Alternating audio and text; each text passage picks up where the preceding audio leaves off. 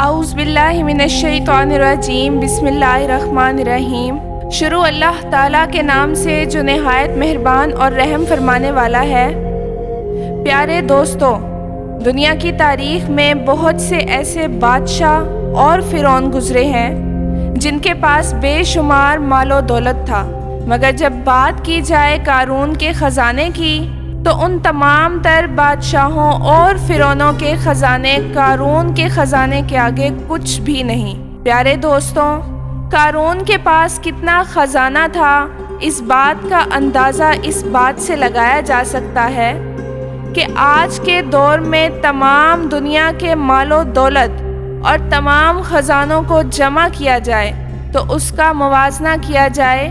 قارون کے خزانے کے ساتھ تو تمام دنیا کے خزانے قارون کے خزانے کا ایک معمولی حصہ بھی نہیں، بلکہ قارون کے پاس اس سے بھی کہیں زیادہ مال و دولت تھا۔ پیارے دوستو، حقیقت میں قارون کون تھا اور اس کے پاس اتنا خزانہ کہاں سے آیا تھا، اور پھر اس خزانے کا وبال اس قارون پر کس طرح پڑا، اور اس نے کس طرح اللہ تعالیٰ کی نافرمانی کی، اور پھر اللہ تعالیٰ نے اس کو کس طرح زمین کے اندر اس کے خزانے کے ساتھ غرق کر دیا۔ روایات میں آتا ہے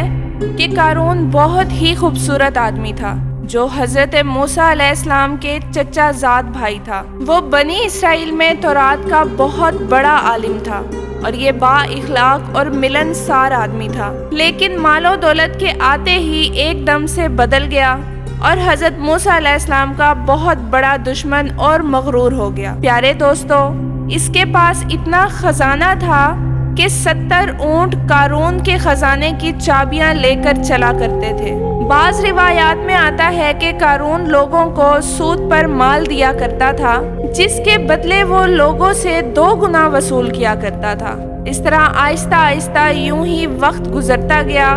اور اس کے پاس کثیر تعداد میں مال و دولت جمع ہو گیا اور جلد ہی یہ مصر کا امیر ترین شخص بن گیا۔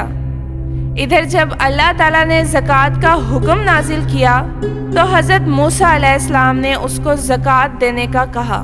تو اس وقت قارون نے حضرت موسیٰ علیہ السلام کے روبرو یہ عہد کر لیا کہ وہ اپنے تمام خزانوں میں سے 1000واں حصہ زکوٰۃ کا نکالے گا۔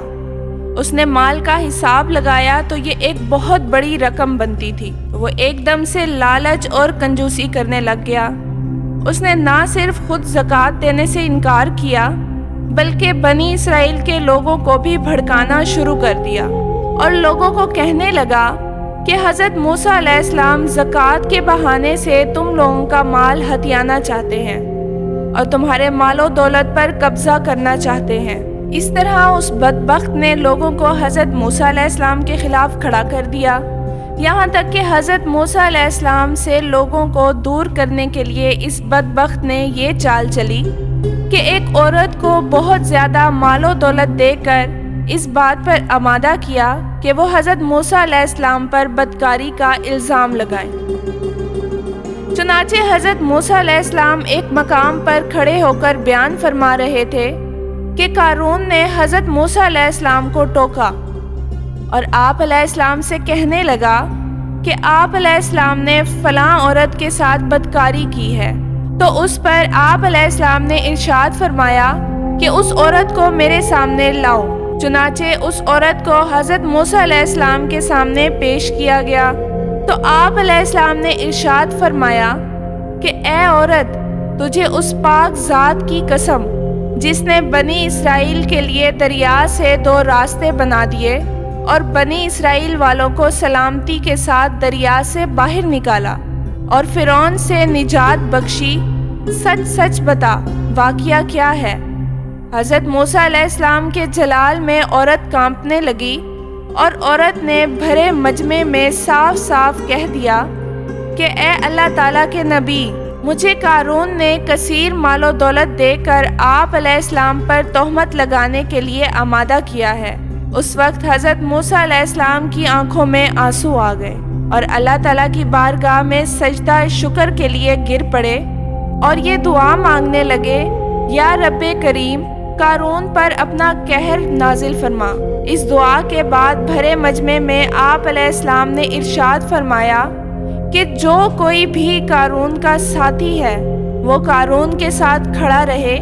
اور جو میرا ساتھی ہے وہ قارون سے جدا ہو جائے۔ چنانچہ اس وقت 2 افراد کے سوا تمام بنی اسرائیل والے قارون سے جدا ہو گئے۔ پھر آپ علیہ السلام نے زمین کو حکم دیا کہ اے زمین تو اس کو پکڑ لے، تو اس وقت زمین نے گھٹنوں تک قارون کو زمین میں دھسا دیا۔ پھر آپ علیہ السلام نے دوبارہ زمین سے یہی حکم ارشاد فرمایا تو قارون کمر تک دھس گیا۔ یہ منظر دیکھ کر قارون رونے لگا اور التجائے کرنے لگا اور اپنی رشتہ داری کا واسطہ دینے لگا، مگر آپ علیہ السلام نے قارون کی طرف کوئی توجہ نہ فرمائی، یہاں تک کہ یہ بدبخت مکمل طور پر زمین کے اندر دھس گیا۔ اس وقت وہ 2 آدمی جو قارون کے ساتھی تھے لوگوں سے کہنے لگے کہ حضرت موسیٰ علیہ السلام نے قارون کو زمین کے اندر اس لیے دھسا دیا ہے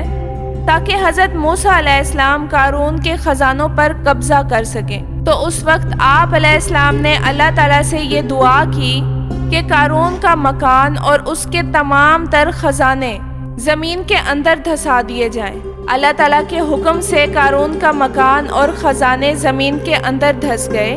اور قارون کا سب کچھ زمین کے اندر غرق ہو گیا۔ جس طرح کہ اللہ تعالیٰ قرآن پاک میں ارشاد فرماتا ہے کہ جو بخل کرتے ہیں اس چیز میں جو اللہ تعالیٰ نے انہیں اپنے فضل سے دی، ہرگز اسے اپنے لیے اچھا نہ سمجھیں بلکہ وہ ان کے لیے برا ہے۔ عنقریب جس میں بخل کیا کرتے تھے قیامت کے دن ان کے گلے کا توق ہوگا، اور اللہ ہی وارث ہے زمین اور آسمان کا، اور اللہ تعالیٰ تمہارے کاموں سے خبردار ہے۔ پیارے دوستو، اس طرح قارون نے اللہ تعالیٰ کے حکم کی نافرمانی کی اور زکوٰۃ دینے سے انکار کیا اور حضرت موسیٰ علیہ السلام کی شان میں گستاخی کی، تو اللہ تعالیٰ نے اس کو زمین میں دھسا دیا اور دنیا کے لیے عبرت کا نشان بنا دیا۔ اللہ تعالیٰ ہمیں اپنے تمام احکامات پر عمل کرتے ہوئے زندگی گزارنے کی توفیق عطا فرمائے، آمین۔